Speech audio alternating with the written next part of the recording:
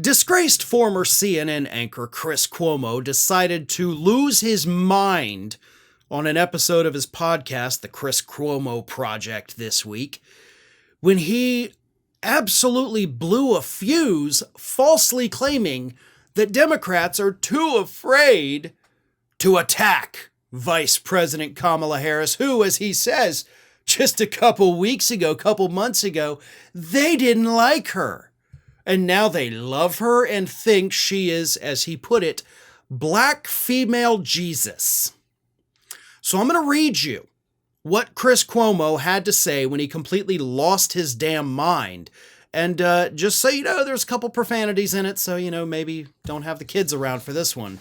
But here is what Chris Cuomo said on his podcast, The Chris Cuomo Project, that was released on Tuesday. Kamala Harris is not a godsend, all right?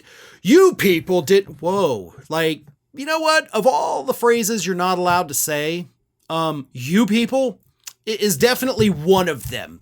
That's not a good thing to say, okay? Don't ever start a sentence with you people. It's never gonna quite sit right, okay? So, just so you know, Chris, I know you've been in the media, I think, maybe longer than me, but even I know that that's not something you're supposed to do. But anyway, you people didn't even like her 6 months ago. Now, all of a sudden, she's black female Jesus, the way Obama was black Jesus. And let me tell you something. He had a lot more going for him than Kamala Harris does, not just as first go, but his type of campaigning, his type of persuasion, his charisma. He was imbued with things that she is not. And I don't mean that as a criticism. It's just a point of comparison, and her process fucked her also. There's a convenience in it, but it fucked her also because there are a lot of misgivings about her. There is an underlying feeling that she didn't get this the right way. She may not have won a primary. She didn't even make it to the first round of primaries when she did run, and that is both fair and unfair at the same time. Now, he continues and gets a little more irate in a minute, but let's kind of dissect what he just said right there, okay? It's fair and unfair at the same time. You do realize, Chris, as somebody who has talked about politics for a couple decades now, has a family that's been involved in politics forever, primaries are really just formalities. The parties don't have to do them, okay? They don't. They choose to do them, but any party could just say, you know what, this is our nominee, we're going to have a nominating convention, and then boom, there you go. That's it. Yeah, that's a little unfair, but it's not Kamala Harris's fault. That's actually the fault of the parties and the way the rules are written. In fact, back in the day, we actually used to not even have primaries. Way back in the early history of the United States, parties just picked who they wanted, and that person was the nominee. They decided to try to make it kind of a little open and more fair, but, the whole thing is still pretty much a big old sham. But anyway, yeah, sure, she doesn't have the same kind of charisma as Barack Obama, right? I mean, that's a given. Barack Obama is kind of one of a kind, right? But I don't think she lacks charisma. And I love how your whole thing is that you people hated her 6 months ago. Oh, you mean to tell me that things didn't suddenly change, right? You didn't like her 6 months ago. You don't even realize the point you're making. That didn't even dawn on you that, oh, wait a minute, people hated her for no reason. And then once they got to know her, they're like, hey, you know what? I actually like her. The point you made, again, without it getting into your thick skull, is that people had these prejudiced opinions of her that were clearly not based in reality. They disliked her for the sake of disliking her. They never really had a reason. So thank you for pointing that out, even if you weren't smart enough to figure out that that's what you were pointing out. He continues. But look, this idea of don't say anything bad about her because Trump, I don't buy that. I don't buy that. And it's not how you get to a better place. It's a relative assessment. She has negatives. So does he. Does he have more? Yeah. He also has way more intense following.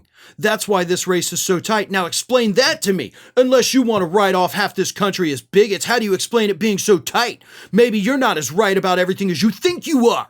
Maybe you should be a little bit more open to the people you disagree with. Maybe they're not all racists. Okay? All right, nobody is saying they're all racist, but racists do identify as Republicans, and they seem to really like Donald Trump. So again, you're painting the entire left in these broad strokes.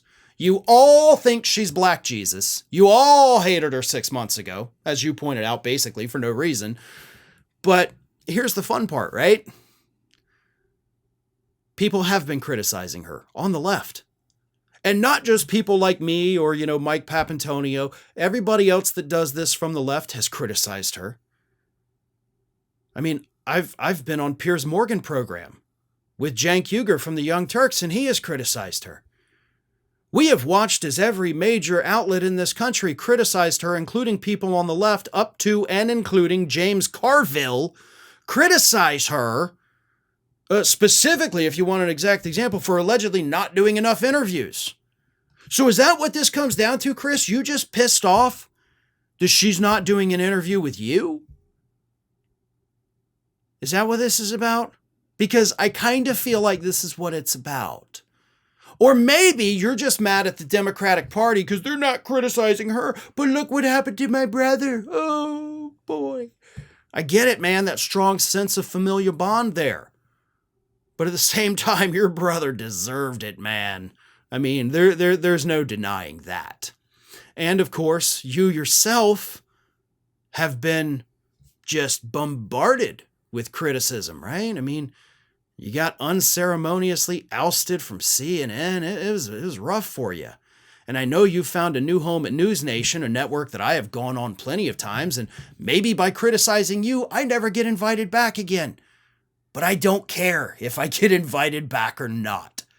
What you've done here with this little rant is not only not based in reality, but it's just flat out stupid. Just plain stupid. And for someone like you that has spent so many years in the media, I would expect better. And what really gets me is you're like, does she have negatives? Yeah. People should criticize her. You didn't point any out. Okay? You get that, right, Chris? You understand that you're like, why aren't people criticizing her negatives? Well, I'm moving on. What are the negatives?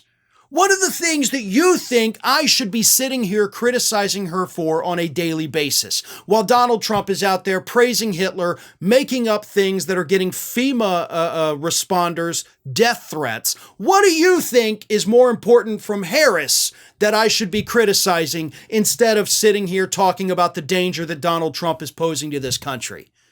You tell me that, and I'll get right on it. Thanks for watching, everybody. And if you're not already, please subscribe to the channel. We got fresh content every day for you. And if you want to follow us across social media, make sure you check out all of the social links that we have posted in the description of this video.